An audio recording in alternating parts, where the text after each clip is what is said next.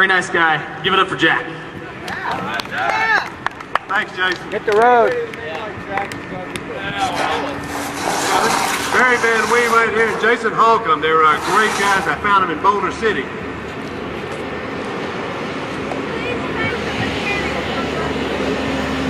Yeah, and I want to thank the mechanic also here.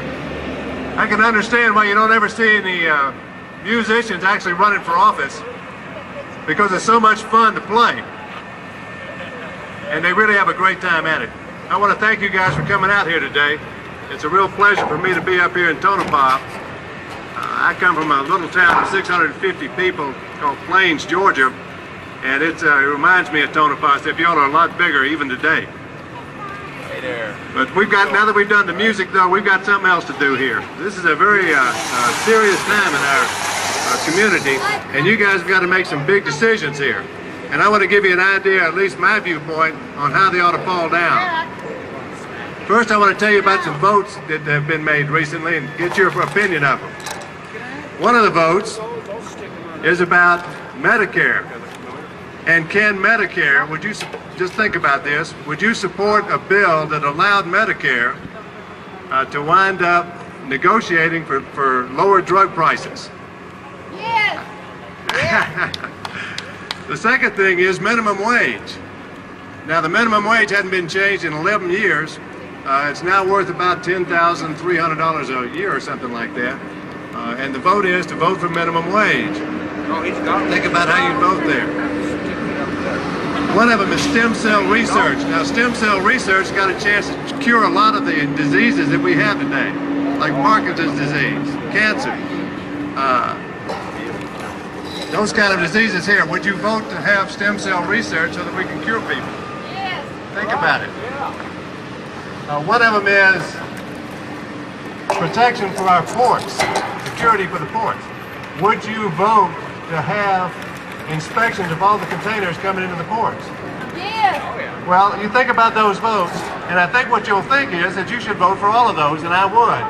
The guy I'm running against, however, John Ensign, voted against every single one of those. This is an example of the difference between me and him. Now, I come from, as I said, from a real small town, 650 people. I basically worked in a peanut warehouse from the time I was 6 until I went off into the Navy. And then when I went over to Vietnam, when I came back out of the Navy, I earned a degree in physics and then again in law. I didn't campaign for my father in 1975 until he got to be president. Got elected in 1976. Then I got into the grain business and went off to the Chicago Board of Trade and wound up in the financial business after that. My wife Elizabeth is sitting out there in the audience. Stand up there, Elizabeth.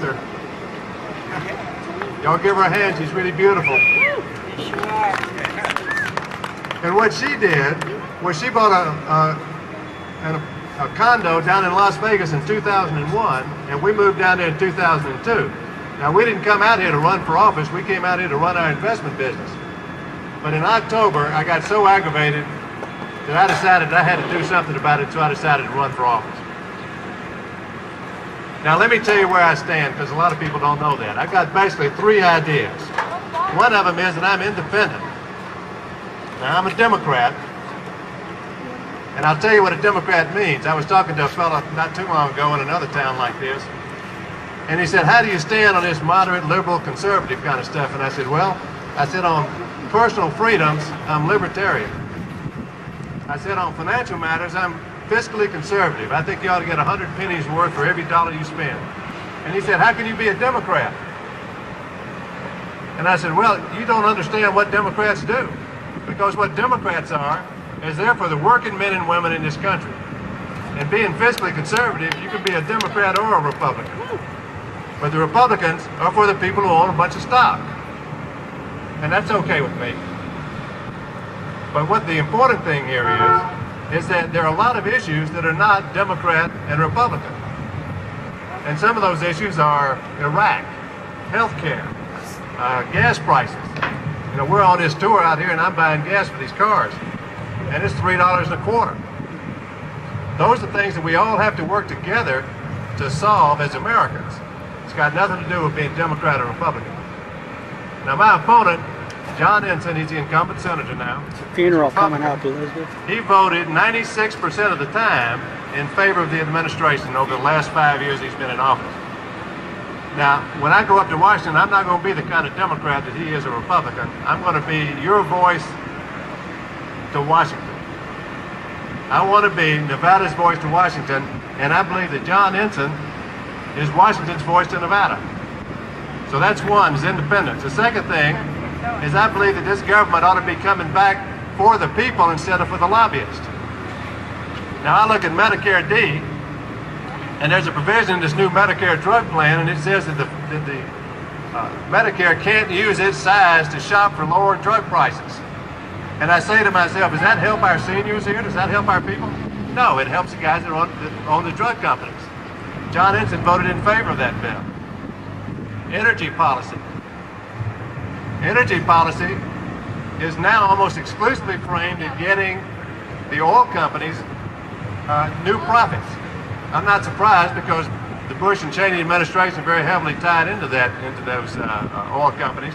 But what we need to be doing here, from an American standpoint, is to go after alternative energy sources and get something going along those lines. We need to de-emphasize this emphasis we do have now on petroleum goods.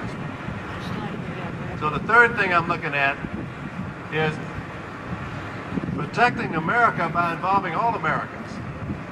Now, right now, when you talk about Homeland Security or when you talk about national security, the administration, the Bush-Cheney administration, is making all those decisions.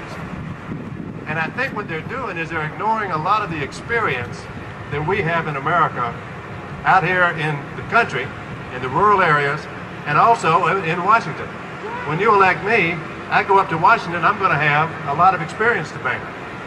And when you look at the Senate and the House of Representatives, there are a lot of good people up there, all of whom have some input to make.